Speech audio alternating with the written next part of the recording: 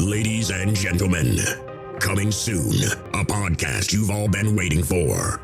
The movie podcast to end all movie podcasts. A podcast that discusses and critiques the best of the best and the worst of the worst movies playing at a theater near you. With a host whose opinions have been deemed as fact by your favorite fact checkers. And that's a fact. Without further ado, let me introduce you to the movie maestro, the tyrant of theater, the gumshoe of review, the man that makes theater employees and Hollywood execs shiver by his mere presence. Ladies and gentlemen, the judge, the jury, the sultan of cinema, Justin Henson. Welcome to the Movie Wire.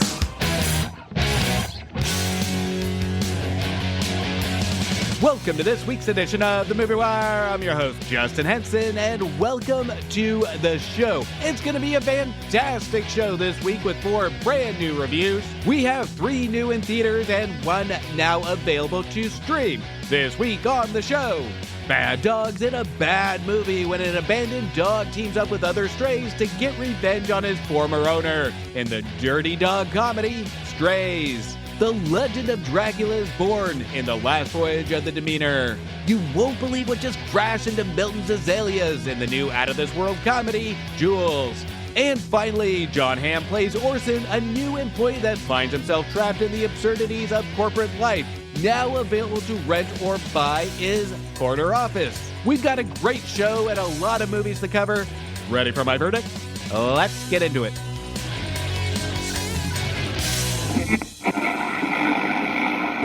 Out of the windows to watch a roar and a bursting of flames. The Movie Wire podcast with just meet people like me. Podcast for hot and trendy movies. The Wire. And here we go. An abandoned dog teams up with other strays to get revenge on his former owner in the new adult comedy, Strays. Today is going to be the best day ever. I love sunshine, I love butterflies, but more than anything, I love Doug. Hey! Shut the fuck up! Fucking piece of shit. That's Doug, the best owner in the world. We're playing this game called Fetch and Fuck. Fetch! He drops me off really far away and drives home without me. When I bring the ball back, he says, fuck. That's how I know I won the game. Hey, honey, you ever been with an Afghan before? I don't think so, but thank you. Take it from me, kid. He left your ass. No, that can't be right. You are officially a stray. That would mean Doug doesn't love me. Poor little guy. I should probably talk to him. I am a therapy dog. Reg, you can learn how beautiful it can be when you're off the leash. This beer is making me dizzy. It's about to get real dizzy up in this bitch. I'm having a great time. This motherfucker right here. What you want? Huh, homie? Go. You little bitch-ass friend with the motherfucking home perm and shit. What did you just say? There you go, I would Red. hate for this to get violent. You a stray. You can do anything you want. I'm going back to Doug's. What? Fuck, man. And he needs to pay for what he did with the only thing he truly loves. I'm gonna bite his dick off. Oh. Wait, did he just say bye? Yeah, I'm still a little drunk, but... I you gonna- said I'm gonna bite his dick off. Oh, we gon' fuck shit up. Motherfucker, you don't know me like that. Big day today. You ever humped anything before? I wouldn't say I've humped, per se. There you go, Red. I'm doing good. Tell it Gnome you're his daddy. Hey, Gnome, I'm your father. It's good to finally meet you, Reggie. even under these strange circumstances. Reggie. We're completely lost, and my little puppy paw pads are really hurting right now. So how exactly could this get worse? Holy fuck!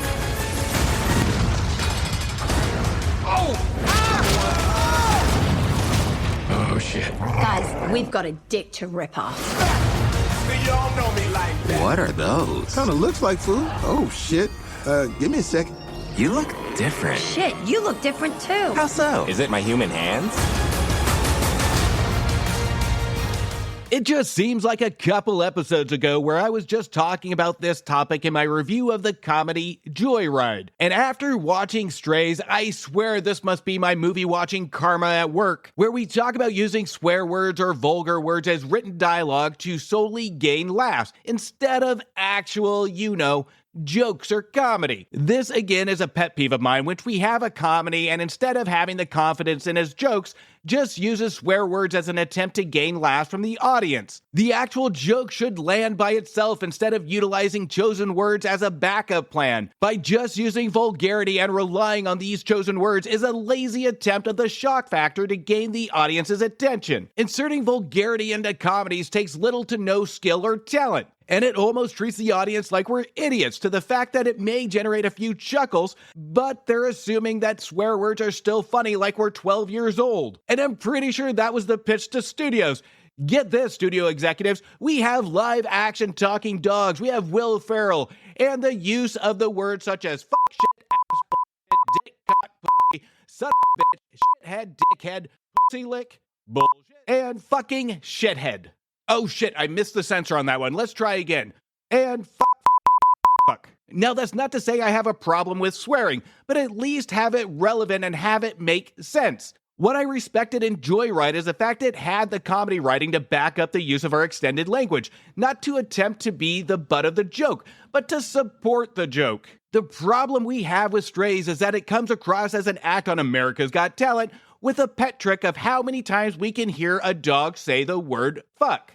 And nobody is hitting the X button to cut off the act and their timer is broken. In which Strays could have easily been a 15-minute short movie and should have been cut off way quicker than its runtime. Now the jokes are hidden somewhere in this movie with the situations they present to us, and they could be funny. But the overuse of swearing acts more as a distraction than it is funny. Now Strays has a unique enough hook to get adult audiences in seats. The old talking animals plotline that generation over generation we have seen before. But this time, instead of a G or PG, we go straight for the hardcore R. And this makes for a potentially great formula to tap into things that we haven't seen before. Instead of a loving family, we get an abusive owner. And instead of loyal pups, we get a vulgar, bitter, and horny little dogs.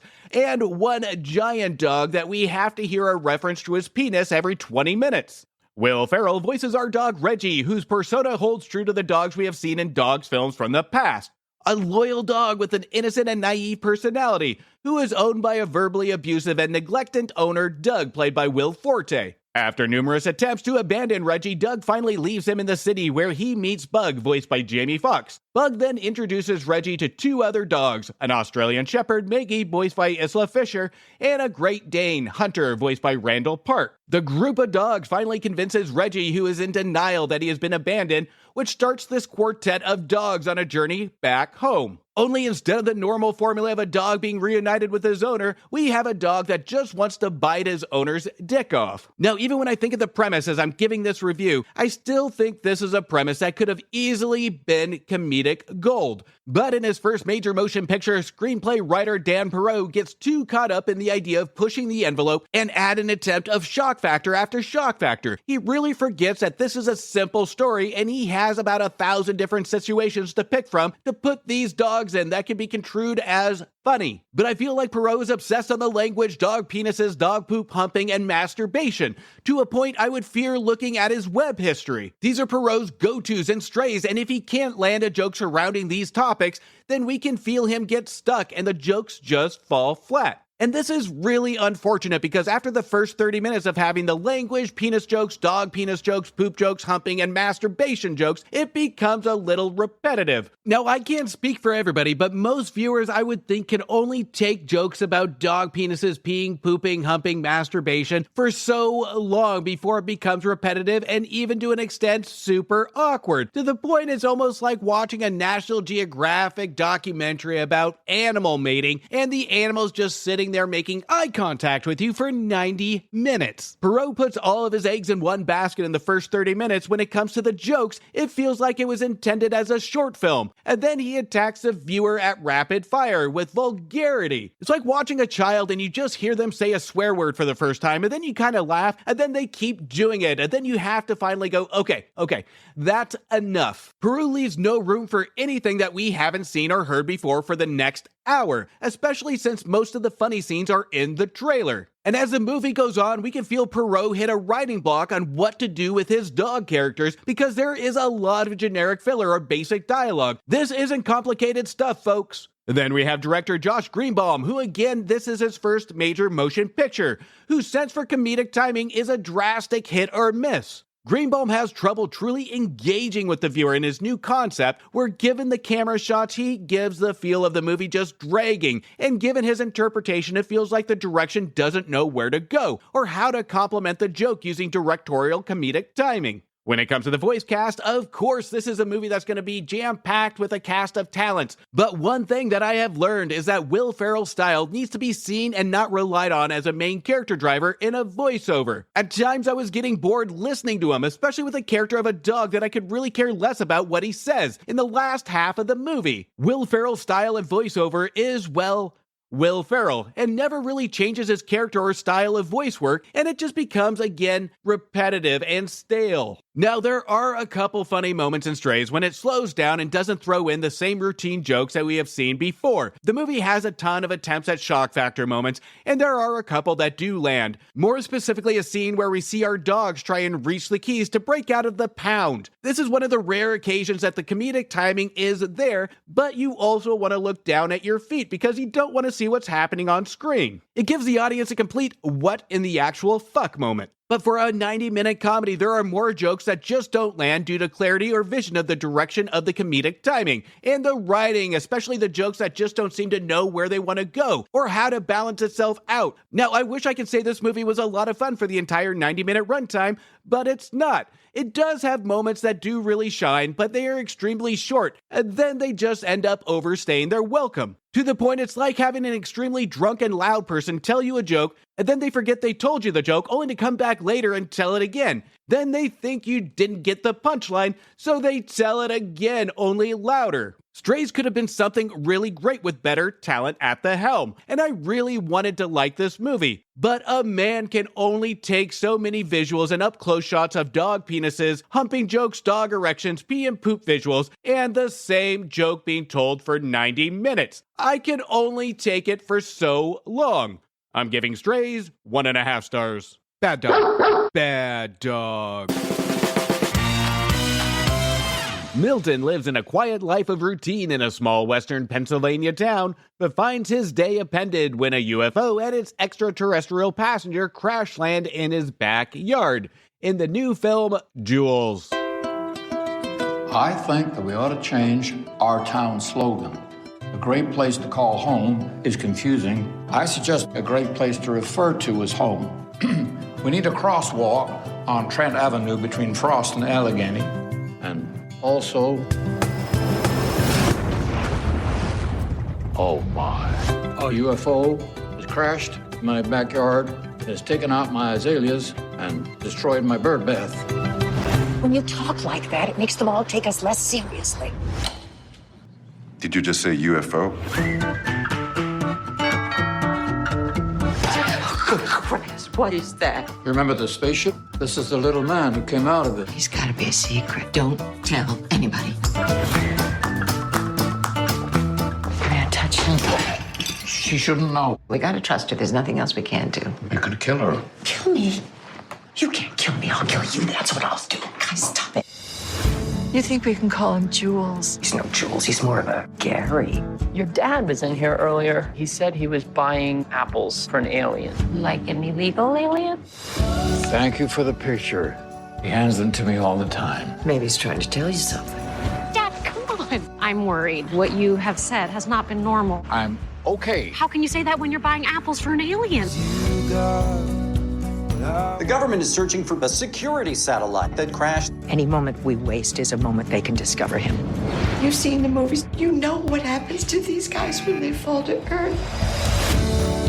We will break the sky wide open. Jules has come to mean quite a bit to us. It's about Dad buying apples for an alien. National security, open the door! They're coming! Us four hanging out together. We get along pretty well. We're so thankful for you. 'Cause I got you, and you got me. We will break the sky.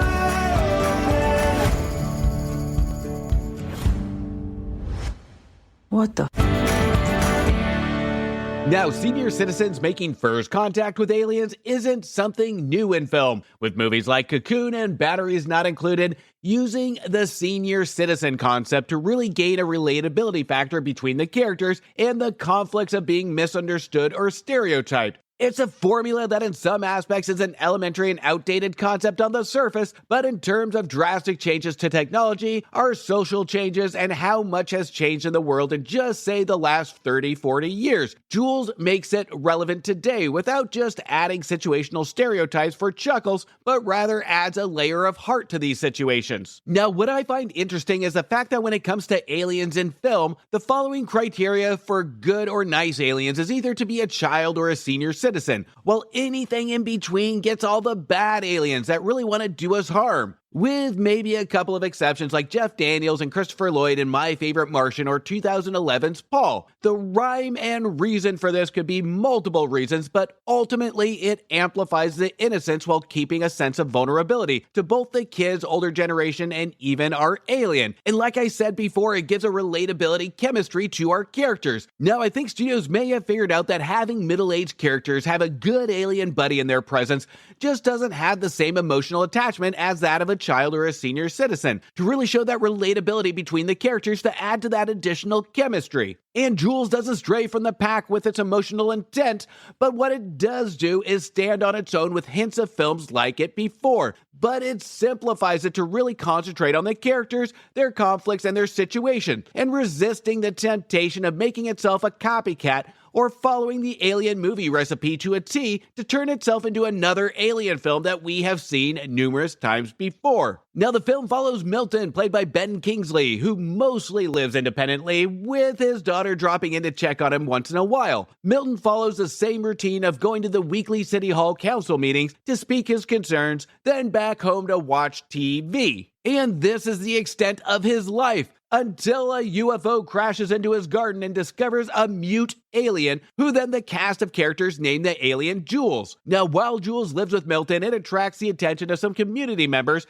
We have Sandy, played by Harriet Sansom Harris, and Joyce, played by Jane Curtin. And with the entire ensemble, including Jules, Jules is a simplistic concept compared to its other films like it. We don't have a focus on bad secret government agencies. We don't really have any villain. Jules makes its characters' internal conflicts the villain and allows this to shine in the fantastic performances by Kingsley, Harris, and Curtin. And these three talents have a natural, engaging chemistry and seem to just bounce off of each other emotionally, and it comes across natural and real, which is what we would expect from a great cast like this. While watching Jules, I couldn't help but reminded of Cocoon, not because the films are alike, but they both address internal conflicts from our characters. Cocoon did a brilliant job addressing the fear of age or growing old, while Jules cleverly places a subtle message of the power of just listening. Our extraterrestrial doesn't talk, but rather just stares and listens. And yes, at times to the viewer, this can become extremely creepy. But the way our characters interact with Jules puts the viewer at ease. It's a great balance of uncomfort and chemistry. It's a symbolic message to the viewer on how we treat our older generations. Even with life as busy as it is, we tend to forget the most simplistic things of listening. Listening to the stories being told, the experiences, the opinions. I wish I could say that this comes across as just a symbolic message to represent on how we treat the elderly, but in a way it symbolizes the way we should recognize each other in society today, is by respecting the art of listening and ignoring the outside noise. Now, the film was written by Gavin Steckler, in which this is his first major motion picture. And even though this film does have a lot of holes or flaws, and it did need a longer runtime or more detailed dialogue to fill in some gaps to really tighten the story up a bit, but I have to say these story gaps or the need for more didn't ruin the message nor the experience I felt when watching Jules. And in a really selfish way,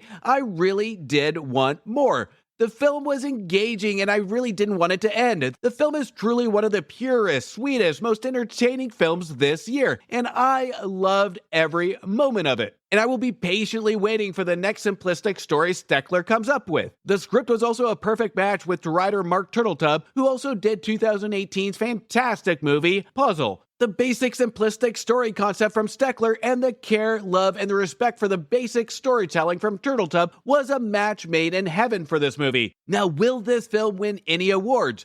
The answer is probably not. Unfortunately, the film isn't complex enough for that type of audience, with enough examples to support its messaging. But here is what the film does do. It executes the clear vision that it wanted to do and lets the audience know exactly what it was trying to do. What truly makes Jules stand on its own is the way it addresses the crash landing of the UFO, with how our government handles it, and it really steers away from not getting tempted to make that a subplot or a focal point of the movie. Now, we do have government involvement in this movie, but it feels perfectly balanced and appropriate. It doesn't feel thrown in, and it doesn't dominate the movie. The film stays true to its intent of the messaging, tone, and feel of what it seeks out to do, and it's wildly successful in this. Jules from start to finish put a smile on my face with its innocence as well as an executed message that is executed between not just Milton, but all the characters. It acts as an important reminder to how we treat each other in society today, especially when it comes to our elderly. Jules will make you laugh, make you smile, and most importantly, care about the outcome of these characters. At times, Jules can be too simplistic for its own good, but I have to say that this film proves that simplistic is okay. And even more than that, it's what we need more of. A film that invests into our characters to really give us that earned feeling at the end. And Jules definitely gave me that feeling that was unforgettable, from the simplicity to the story to the amazing performances. If you cannot find yourself smiling at something in Jules, you have a heart of stone. I'm giving Jules 3.5 stars. Let's all go to the lobby. Let's all go to the lobby.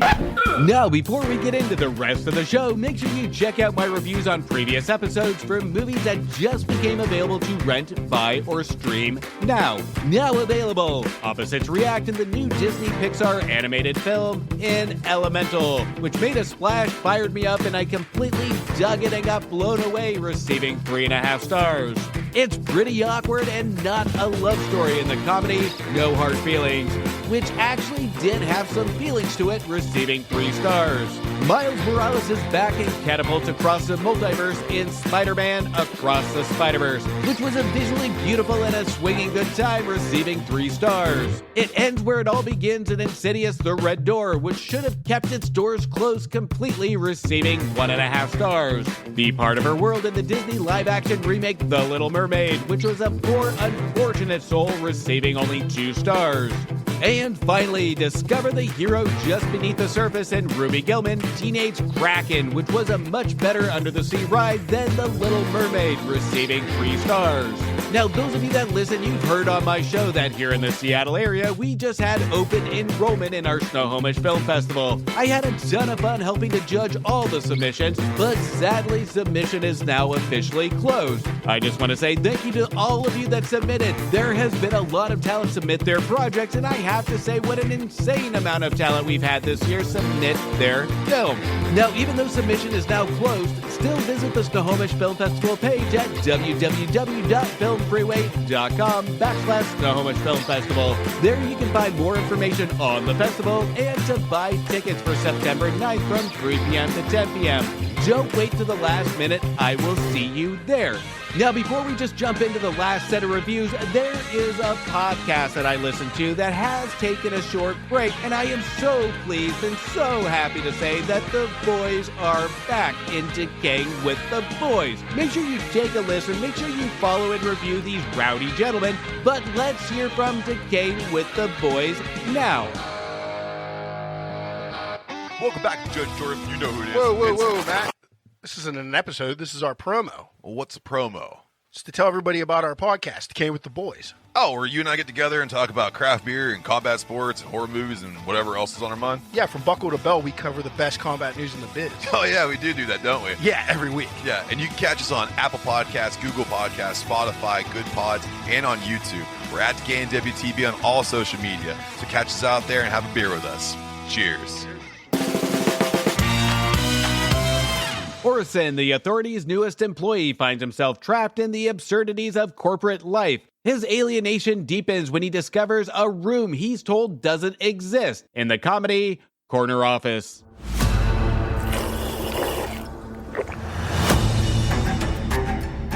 I had gotten used to being one of the leaders in my last job. I was determined to build up the same position at work. That's how the coffee machine works. This is how the blinds work. Whenever anyone looked at me, I fired off a broad smile. A smile disarms your opponent and makes them doubt their own enmity. I stuck to my schedule. When I first discovered the room, there was something special about this place. Answer me truthfully. What is this room for? Don't drag me into this. I found a secret room, and when I work in there, I'm able to do anything. A secret room? It's just that most people aren't able to see it. Were you on drugs? What are you doing? What are you doing when you stand like that? What are you talking about? Do you have any idea what that's about? It's very strange. I say, fire him. If he's allowed to stand there like that, then I should be allowed to practice Reiki in the break area. There is no room, Orson. Didn't I tell you it was pointless to try and conduct psychological warfare against me? You have secrets hidden in there that for whatever reason you don't want me to see. But he's mental. Anyone can see that. I did try to warn you. I must insist that you stop going to it. You're different from the other people here. I can tell. Orson? You want to tell me how far in advance all of this got worked out? Was I even one of the original intended victims? What exactly is it that you want? I just want to do my job. I don't care about you. You're a number in a column on a spreadsheet. I could view the world as something ominous, looming. Or I could choose to see the light. I chose to see the light. Now, let me get this out of the way. The film describes itself as a comedy, and let me just state that in no way, shape, or form do I find this film a comedy. But maybe, just maybe, that is a symbolic twist that writers Ted Kupler and Jonas Carlson go for, is making such a bizarre character like our main character Orson, played by John Hamm, and surrounding the feelings, tone, and humor like only Orson would feel. Because our main character Orson is awkward, he's secluded, he is very difficult to interact with. And by me really assuming that that's the writer's intent, that would be me really trying to tear this movie apart to find any justification to find a way to constitute this film as a comedy. And this is the only explanation I could find. And if this really is the case to the writer's symbolism, it really doesn't make it clear by the time the movie ends. Corner Office must be that of a particular satire comedy that I just don't get. And after 3 watches of this movie and at times playing film detective, trying to understand what writers Kupper and Carlson were going for. And after each rewatch, I would find something else to contradict my previous viewing of what Kupper and Carlson were really going for. So I came to the conclusion after my final watch, if you really wanted to find this as a comedy, it is an extremely particular comedy that I just don't get. Usually comedies to me don't leave me on an uncomfortable and almost sad state that Corner Office puts me in. And this also lands at the fault of the direction from Joaquin Beck, who to his defense does capture the essence of repetitiveness from day-to-day office life, with the grayish tone with subtle to quiet conversations, office gossip, and the example of seclusion in a small group when somebody seems different from the pack. And I am torn between the film because I did like the look, but it doesn't match what the film is trying to go after. The look and the feel of the movie is appealing, interesting, and keeps the viewer hooked until the climax. That is also supported by a perfect casting of the character of Orson, played by John Hamm, who gives a fantastic performance here. Now, the movie centers around Orson and his self-narrative commentary of how things should be, how he should be, and his vision of daily work life, which naturally gives us a looking glass into Orson's head and way of thinking. But by the second half of the movie, this will act as the film's kryptonite, because the biggest thing that keeps us engaged other than Hamm's performance and the tone of director Joaquin Beck is the mystery surrounding this mysterious door that the film keeps no secret that only Orson can see it. Now, a lot of films will not show their hand of cards and keep the mystery going, but director Joaquin Beck ensures that the viewer or audience knows that there is really no mystery to this door that doesn't exist. The filmmakers give us a lazy attempt at creating some doubt on who can see the door and who can't, but the dialogue doesn't match the direction of Joaquin Beck, who seems to have his own idea of what the film should be. The audio truly doesn't match the video at this point, and this is where the movie switches gears to a heavy character study of Orson. And the filmmakers put themselves in a corner because that's the only direction the film can go, because we get really no true mystery nor any clear idea where the filmmakers want us to take away from what's happening on screen. But as a viewer, we patiently have to wait to the climax to see if this is going to be worthwhile. His dialogue seems to become less interesting, his actions are less surprising, and the interactions with his co-workers become stale or predictable. Now, with Corner Office being shot from the perspective of Orson in the first person, this may be the intent of the filmmakers to give that sense of staleness, seclusion, built-up obsession, but this doesn't work for the entire runtime. This worked better in the first half of the film, but after getting into the second half, we reach a roadblock for Orson by taking away the mystery, we take away the effectiveness of the first-person strategy. Corner Office at times tries to be way smarter than what it is, and the filmmakers try to do so much with the style and the cool factor of how it looks, with having no dialogue to really back it up. And with the dialogue being so simplistic and basic, walking back would have been wiser to pull back on a lot of the revealing shots to really help support his dialogue that doesn't match his direction. This is a problem with a director that knows how to execute a vision of tone, but doesn't know how to translate the dialogue to the screen properly. Corner Office could have been something memorable if the filmmakers were on the same page when it comes to the vision, but at times it feels like we're really trying to be two separate movies, and it's at a constant tug-of-war between what it wants to be. The most memorable thing about Corner Office is the tone setting and Jon Hamm's performance. Corner Office, to its credit, does hook the viewer in, and even though the filmmakers take away any sense of mystery, we feel too invested on what happens to Orson to really just let the movie go. To its credit, the effectiveness of the Orson character was decently written, the dialogue just wasn't there to back him up. I felt like if I turned away from this movie for a second, Orson would judge me. But by the end of the movie, I didn't feel fulfilled or satisfied, and after looking back, the intent of the filmmakers are so confusing on what it's trying to accomplish. So I'm giving Corner Office 2 stars. It gets so hard to keep track and even have time to read all the trending topics on the web. Now there's a new app to help with all of those problems. Newsly is an audio app for iOS and Android. It picks up web articles about the most trending topics on the web at any given moment and reads them to you in a natural human voice. For the first time in the history of the internet, the entire web becomes listenable. Browse articles from topics you choose and start playing. You can follow any topic as specific as you like, from sports, science, to Bitcoin. You can even follow Kardashian. It will find you the latest articles and read them to you out loud. And guess what? They have podcasts as well. Explore trending podcasts from over 50 countries. The Movie Wire is now a featured podcast on the Newsly app. Download and use Newsly for free now. The link will be in the description of this episode. You can also use one of my promo codes that you will find in the description as well to get you a 1-month free premium subscription. Stop scrolling, start listening, download Newsly today.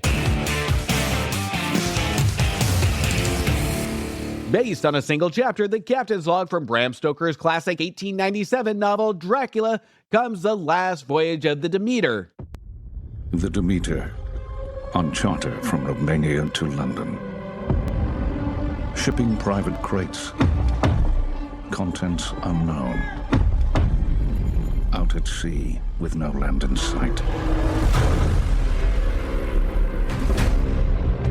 This here's Clemens. He's a doctor. You dress like a learned man. University of Cambridge. I know my way around the boat. Our charter has agreed to pay a bonus for timely arrival in London. Let me show you the ship. This here is Huckleberry.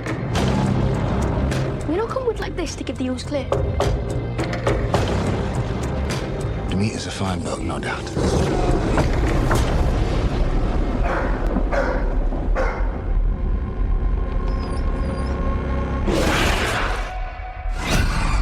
Something ripped apart the animals. All the livestock? This looks like a bite. Search the ship. Everywhere. Evil is on board. Powerful evil.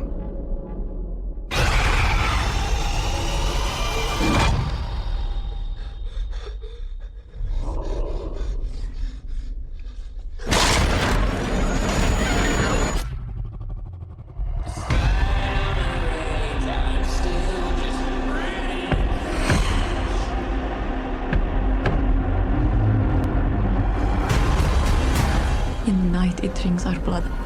He is here. We call him Dracula.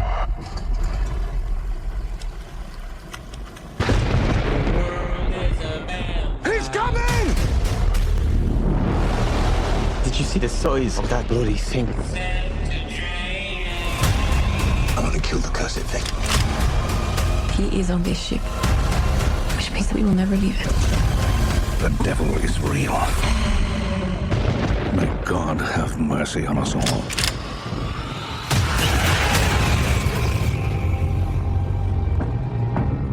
Based on Chapter 7, yes, a single chapter from 1897's Dracula, and boy does this movie try and make a single chapter stretch for 2 hours, and it does so by trying so hard to keep the feel, tone, and style that Bram Stoker's novel sets. And I have to say, when it comes to the style, tone, and feel, Troll Hunter and Scary Stories to Tell in the Dark director Andre O'Riedel and cinematographers Roman Assen and Tom Stern nail this. There will be little to no debate that this film creates a dark environment of seclusion with a tone that feels either extremely creepy or extremely adventurous. The last voyage of the Demeter could run on silent and still be beautifully dark and engaging to look at, and the first couple of acts do a great job taking us on a tour around the Demeter, as well as getting to know these characters, in which an adaptation like this almost acts like somewhat of a blank canvas with little information given about the crew of the Demeter. The filmmakers are allowed to create their own interpretation of these characters and what transpired to an extent. Writers Bragi F. Schutt from 2011's Seasons of the Witch and 2019's Escape Room, and writer Zach Olkowitz both give a decently written character introduction in the first half of the movie, as well as great performances from the cast. More notably are Dr. Clemens, played by Corey Hawkins, our young lad Toby, played by Woody Norman, our Captain Elliot, played by Liam Cunningham, and his first mate Wojciech, played by David Dazzle-Chain. The performances are just as convincing as our setting and environment of the Demeter, especially as the cast interacts with each other and around the environment alongside their characters. The performances give us a level of convincing professionalism and a hint of very subtle depth in the chemistry. Now, as I compliment this movie, these are all compliments surrounding the first half of the movie, which is executed brilliantly. Where we start to have things fall apart, sadly, is what viewers and the audience members are actually waiting for, which is the introduction to our Dracula character. Now, this could be a nice mix for those that really want a good 50-50 mix of likable character interactions in the first half, then a predictable hack-and-slash horror movie concept in the second half. For me, I would have preferred a more well-balanced feat, where we don't have everything segmented into two separate parts of the movie. Because as we get into the second half, this is where it just goes into the feel of yet another Dracula/vampire formula that really will become forgettable in the coming years. In the first half, we got a great interpretation of Stoker's vision from his novel, and in the second half, we lose that magical vision that was created and worked so hard to actually build. Now, Bram Stoker's Dracula is surrounded around Catholic lore, with the obvious of Dracula being the Antichrist. Now, given the amount of material that the Demeter covers, I do have to give the writer some credit here for at least attempting to include some of Stoker's vision into this, to show at least an attempt at an adaptation of a piece of the original source material. And of course, the writer and filmmakers had to fill in the gaps. Were these gaps successful in creating the same tone and vision? No, they were not. It acted like two separate movies. And this is where the second half of the film could have slowed down to really had more depth conversation surrounding this overlaying religious theme that Bram Stoker set out to portray in his book. Instead, the adaptation just skims through this with throwing across here and there, but with no bigger conversations. It almost proves the point that the writers didn't know how to stretch this chapter of a book into a 2-hour-long movie, when there is so much they really could have done with the material to almost act as an add-on to expand the original novel or encourage those that haven't read the classic original Bram Stoker novel to do so. Movies like this or films based on books tend to sometimes forget. Actually, I take it back. Most of the time, they don't consider that if done the right way, would encourage those to pick up the original source material and give it a read. The filmmakers had a great concept and were in a perfect position to really set the tone and create something to revitalize and encourage viewers to visit the novel and to really turn this idea into something special. The filmmakers had a great opportunity of creating something special here. It seems like there is a lot of different opinions and they just met down the middle. Now, the design of Dracula is scary, threatening, and during these predictable times does give us an overlaying sense of unease, even though we know what's going to happen. But I couldn't help to shake the feeling by the time the credits rolled that I decrescendoed my expectations to yet another standardized Dracula movie, but this time on a boat. While walking out of the last Voyage of the Demeter, I was satisfied but at the same time disappointed with the final result. You can see the effort from all the filmmakers, but it seems like the writers got a little too carried away the more they wrote, forgetting what they were writing about and adapting from. Even though this piece of the book allows for a blank canvas or interpretation for the film, the filmmakers made an outline of the painting, but never filled it in with any sort of color to add depth or originality. I'm giving The Last Voyage of the Demeter 2.5 stars.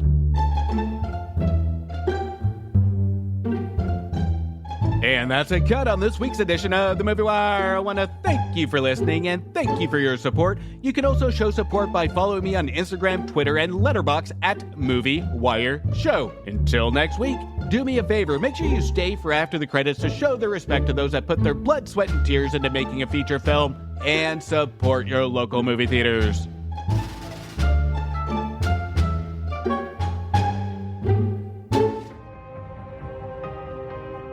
A verdict has been made on this episode of The Movie Wire by your host, Justin Henson. He thanks you for listening to the show. You can follow Justin on Instagram and Twitter at Movie Wire Show or visit his website, www.themoviewire.com. Oh, and don't forget to leave a review on Apple Podcasts and Spotify. I'm sure he'd love to hear from you. Until next time, we will see you at the movies. Thank you for bringing me to the movies.